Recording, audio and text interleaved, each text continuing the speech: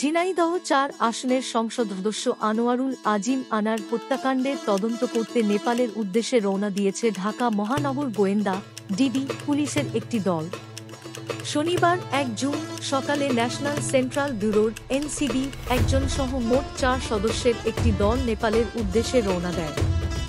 সকাল ১০টার দিকে ঢাকা মহানগর গোয়েন্দা পুলিশের ডিবি প্রধান অতিরিক্ত কমিশনার মোহাম্মদ হারুন অর রশিদ হজরত শাহজালাল আন্তর্জাতিক বিমানবন্দরের টার্মিনাল ২ গেটে সাংবাদিকদের বলেন, সংসদ সদস্য আনোয়ারুল আজিম আনার হত্যাকাণ্ডের মূল পরিকল্পনাকারী আখতারুজ্জামান শাহীনের সহকারী সিয়াম নেপালে আটক হয়েছেন বলে শুনেছি। এছাড়া হত্যাকাণ্ড সংঘটিত হওয়ার পর অন্য আসামিরাও নেপালে যাওয়ার সম্ভাবনা আছে।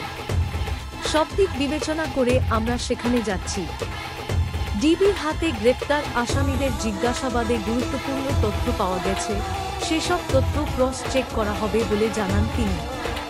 মোহাম্মদ হারুন অর রশিদ জানান, এই হত্যাকাণ্ডের সঙ্গে জড়িত অনেকেই নেপালের কাঠমান্ডুতে অবস্থান করছেন, সেটি নিয়েই তদন্ত করতে যাচ্ছে তার দল। ইন্টারপোলকে ইতিমধ্যে চিঠি দেওয়া হয়েছে, কাঠমান্ডু পুলিশের সঙ্গেও তথ্য আদান প্রদান চলছে। ডিবি সূত্র জানায়, নেপালে আটক সিয়ামকে দেশে ফেরাতে কাজ শুরু হয়েছে। সিয়াম এমপি আনার হত্যার প্রধান মাস্টারমাইন্ড আখতারুজ্জামান শাহীনের অন্যতম সহযোগী হিসেবে কাজ করত। শাহীন নেপাল হয়ে আমেরিকায় পালিয়েছে বলে তথ্য রয়েছে ডিবির কাছে। এসব বিষয়ে খোঁজ নিতেই নেপাল যাচ্ছে দলটি। নেপালে যাওয়া ৪ সদস্য টিমের মধ্যে ডিএমপির অতিরিক্ত কমিশনার হারুন অর রশিদ সহ ডিবির ৩ জন ও এনসিবির একজন সদস্য রয়েছেন।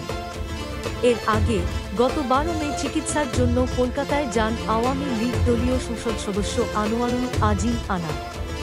পরে তার খোঁজ পাওয়া না গেলে ১৮ মে ভারতে একটি নিখোঁজ ডায়েরি করেন এমপি আনারের পরিচিত ও ভারতের বরানগরের বাসিন্দা গোপাল বিশ্বাস। এরপর এমপি আনারের খোঁজে তল্লাশি শুরু করে কলকাতা পুলিশ।